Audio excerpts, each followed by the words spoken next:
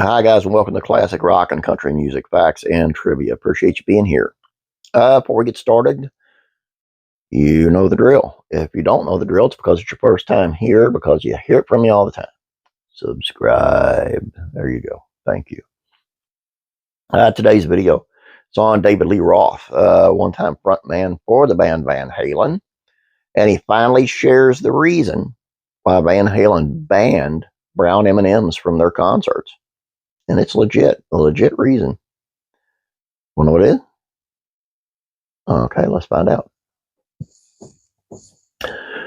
Classic rock history abounds with unbelievable stories about fans' favorite musicians.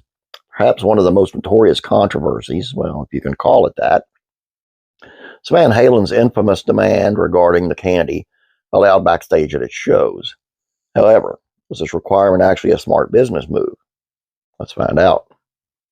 Van Halen released its self-titled debut album in '78, and the Jump hit makers only saw their fame and influence rise over the next few years.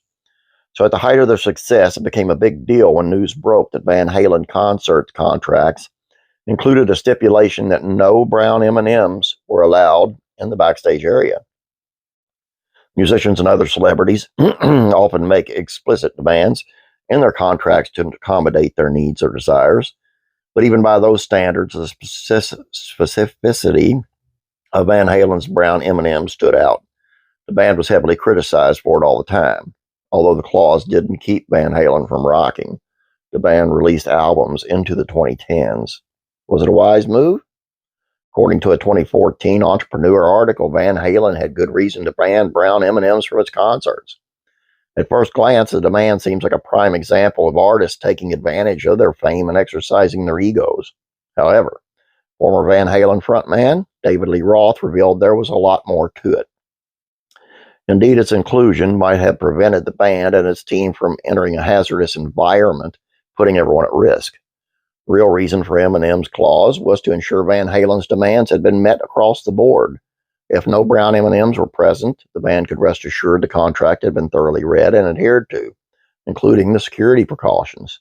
According to the Entrepreneur, whenever the band found brown M&Ms candies backstage, they immediately did a complete line check, inspecting every aspect of the sound, lighting, and stage setup to make sure it was perfect. Across the music industry, many artists have gained attention for their outlandish demands.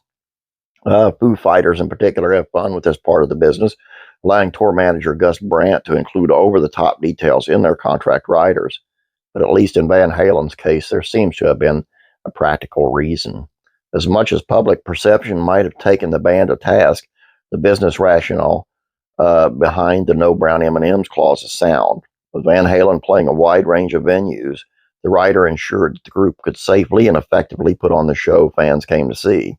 And in hindsight, Van Halen's approach is pretty much rock and roll. There you go. That's why. And it's legit. It's a legit reason. If they skip over on this demand that's from the contract, what else have they skipped over?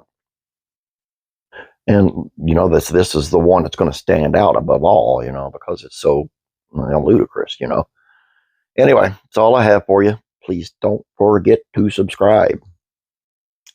And if you don't, I'm going to find you, and you don't want that. Uncle Bob can be ruthless. Or not. Just please subscribe.